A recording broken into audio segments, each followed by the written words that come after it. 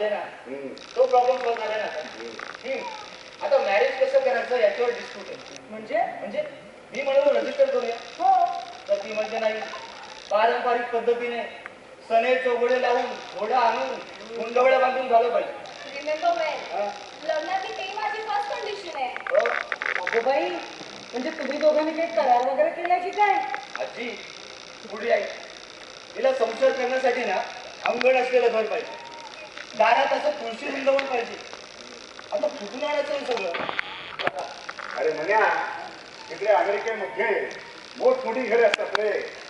एखादं तुळशी वृंदावन बांधायचं दारात हाय काय नाही काय अमेरिकेत ग्रँडपा तुमचं काहीतरी मिसअंडरस्टँडिंग होतंय. आमचं लग्न झालं की मी परमनंटली इंडियातच राहणार ना. मी अमेरिकेला कशाला जाऊ?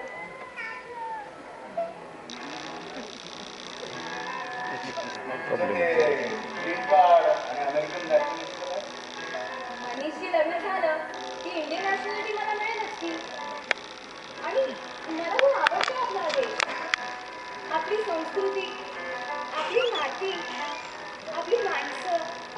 उठास का तो उठास तू इथे राहणार नाहीस. हे बघ तुला भारतीय संगीताबद्दल प्रेम आहे ना तेवढं पुरे आहे. पण त्यासाठी तू इथे राहणार बाहेरची मला जर माहिती असतं ना आधी तुम्हाला दोघांना प्रेमात पडण्याचं प्रोत्साहनच दिलं नसतं मी आणि लग्नाचा थाटच घातला नसता. हो खरं बोलतोय.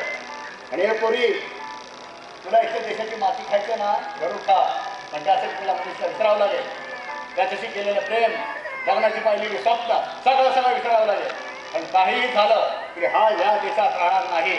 तो अमेरिकेला जाणार म्हणजे जाणार.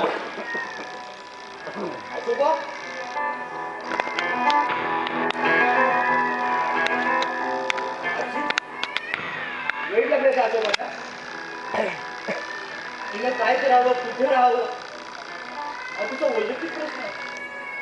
ते झालंच रे मनीष.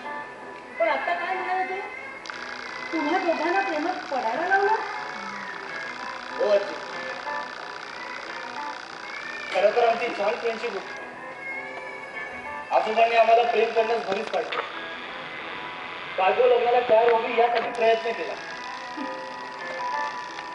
म्हणजे तुम्ही दोघं एकमेकांच्या प्रेमात पडला की लग्न झालं की तू काजल बरोबर अमेरिकेला जा. इतकं साधं सोपं